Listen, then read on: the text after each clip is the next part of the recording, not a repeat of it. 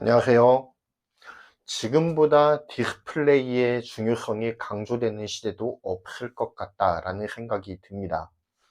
인류 최초의 디스플레이였던 돌판부터 시작해서 종이의 시대를 지나 브라운관의 시대로 접어들고 이후 LCD와 TFT 액정의 시대를 거쳐 이제는 OLED의 시대를 지나가고 있죠. OLED는 빛을 발생시켜주는 백라이트가 없이 소자 하나하나가 전기 신호에 따라서 독립적으로 빛을 발생시켜 영상을 구현할 수 있도록 하는 현 시대 최고의 디스플레이 기술입니다. OLED의 특성을 한마디로 말씀드리자면 말 그대로 백라이트가 필요 없기 때문에 리얼 블랙을 표현할 수가 있습니다. 색감이 그 어느 디스플레이보다 더 뛰어나죠. 또한 상당히 얇게 만들 수가 있다는 장점 또한 존재하는 디스플레이가 바로 OLED입니다. 또한 이러한 OLED의 기술을 잘 응용하면 디스플레이를 접거나 말 수 있을 정도로 그 신축성 또한 뛰어납니다. 이러한 OLED 기술을 활용해서 삼성은 폴더블 폰을 출시하고 대성공을 이끌어내기에 이르릅니다. 현재 폴더블 폰 시장의 95%를 삼성에서 점유하고 있을 정도로 삼성은 폴더블 디스플레이의 최강자로 등극한 지 오래죠. 이제 삼성의 폴더블 디스플레이도 점점 그 기술이 무르익어 가면서 3세대를 지나가고 있고요. 어느 정도 완성의 경지에 다다르게 되면서 삼성 디스플레이로서는 다음 스텝을 생각해야 할 시기가 되었습니다. 그렇다면 삼성의 다음 디스플레이 로드맵은 무엇일까요? 폴더블을 넘어 삼성이 추구하는 차세대 디스플레이는 역시 롤러블이 될 것으로 보입니다. 이미 롤러블 디스플레이는 매우 새로운 폼팩터는 아닙니다. 왜냐하면 LG전자에서 LG OLED TV 롤러블 모델을 출시를 했죠. 그러면서 롤러블 디스플레이 시장에 물꼬를 틔워줬습니다. 이후 중국의 오포, 비보, TCL 등의 업체에서 시제품을 꾸준하게 선보이고 있어요. 그러는 등 이 롤러블 디스플레이 시장이 형성될 움직임이 보이고 있는 중입니다. 국내에서는 지금은 역사의 뒤안길로 사라져버린 LG 무선사업부의 콘셉트 폰으로 CES 2021에서 트레일러 영상이 공개되었던 전력이 있습니다. 그만큼 이 롤러블 디스플레이를 착용한 모바일 기기들은 속속들이 시제품이 개발이 되고 있지만 아직까지는 상용화되어 있지 않기 때문에 누가 최초로 양산 제품을 출시하느냐가 초유의 관심사입니다. 그런데 삼성에서 롤러블 디스플레이 모바일 최초 타이틀을 스마트폰이 아닌 다른 폼팩터에 적용하고자 하는 움직임이 포착이 되어 여러분께 소개를 드리고자 합니다. 바로 갤럭시 워치의 롤러블 디스플레이를 채택하고자 하는 움직임이 있는 것인데요. 현재의 스마트워치는 폼팩터상 대형 디스플레이를 채택할 수가 없습니다. 그렇기 때문에 화면 확장에 있어서는 분명한 한계를 가진 제품군이었어요. 하지만 스마트워치에 롤러블이 채용된다면 웨어러블 디스플레이의 크기의 한계를 뛰어넘는 혁신이 가능해질 거예요. 갤럭시 워치에 롤러블 디스플레이가 채택될 가능성을 제기한 소스는 IT 전문 매체인 레츠고 디지털이었습니다. 레츠고 디지털은 삼성전자가 세계 지식재산기구 WIPO에 출원한 롤러블 디스플레이를 탑재한 전자장치에 대한 기술 특허가 최근 승인을 받아서 정식 공개가 되었다라고 밝혔습니다. 레츠고 디지털이 공개한 특허 문서에 따르면 롤러블 디스플레이를 탑재한 갤럭시 워치는 반원형 디스플레이 두 개가 맞붙어 있는 형태를 띠고 있는데요.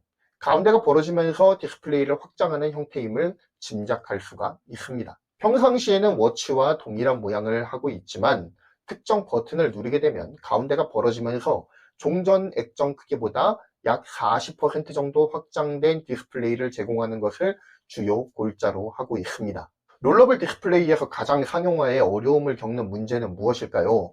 바로 디스플레이가 확장되는 이 가운데 부분의 내구성 문제였습니다. 아무래도 말려있다가 펴지는 것이기 때문에 이 가운데 터치감이 어떨 것인가가 초유의 관심사였던 거죠. 삼성은 가운데 부분의 내구성을 해결하기 위해서 두 디스플레이 사이에 좁은 프레임을 끼워 넣었습니다. 또한 이 프레임에 사진과 동영상을 캡처할 수 있는 카메라 센서와 플래시가 내장이 된다고 합니다. 이런 방식을 통해서 스마트폰 없이도 스마트워치에서 사진과 동영상을 촬영하는 것이 가능해질 것으로 보입니다. 익스트림 스포츠를 즐기시는 분들이 고프로라든지 아니면 오즈모 포켓 등의 소형 카메라를 자주 이용해서 영상을 촬영해서 유튜브에 업로드를 하시는데요. 익스트림 스포츠를 촬영하는 사람들도 혹시나 생기지 않을까 라는 예상을 조심스럽게 해봅니다. 물론 화질은 장담할 수가 없겠지만 말이죠. 물론 롤러블을 채용한 갤럭시 워치가 언제 발매될 것인가는 정확하지가 않습니다. 또한 모든 특허가 상품 출시로 연계되는 것 또한 아니에요. 다만 특허 출원을 통해서 우리가 알 수 있는 것은 그 회사가 지향하는 미래의 방향입니다. 최근 삼성 디스플레이의 롤러블 관련 특허들이 점점 늘어나고 있다고 하는데요. 이를 미루어서 보았을 때 삼성전자의 디스플레이 제품이 지향할 미래는 화면이 확장되는 롤러블 디스플레이로 가고 있다라고 짐작을 할 수가 있게 되는 거죠. 그도 그럴 것이 롤러블 디스플레이를 실제 상용화할 수 있게 된다면 현재 폴더블 디스플레이에서 지속적으로 제기되고 있는 이 주름의 문제를 해결할 수 있게 될 뿐만 아니라 다양한 형태의 디스플레이 확장이 가능해진다라고 하는 특장점이 있죠. 현재 폴더블 디스플레이는 스마트폰을 넘어서 노트북이나 태블릿 등 대화면 디스플레이를 겨냥해서 폼팩터의 확장을 시도하고 있는 것으로 보입니다.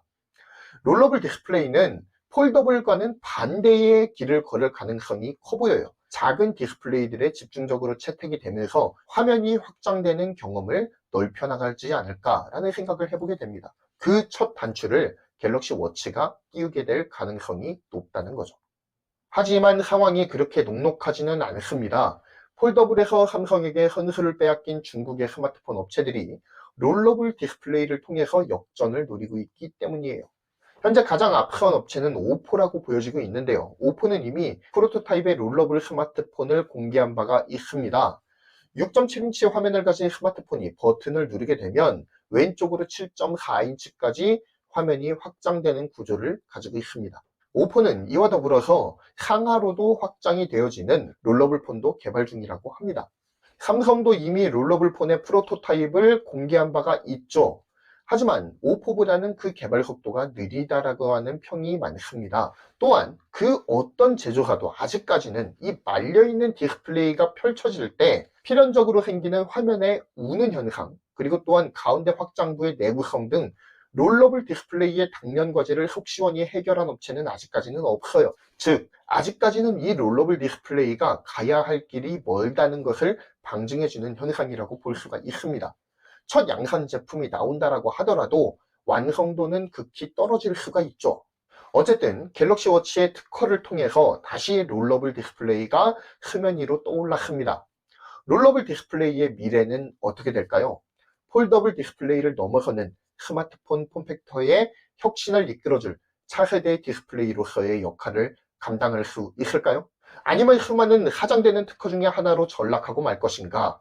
여러분들의 의견을 댓글로 자유롭게 남겨주시기 바랍니다. 자, 그럼 저는 좀 더 흥미있는 IT 주제로 다시 찾아오도록 하겠습니다. 감사합니다. 경제를 말하다였고요. 구독, 좋아요, 알림 설정 부탁드리겠습니다. 감사합니다.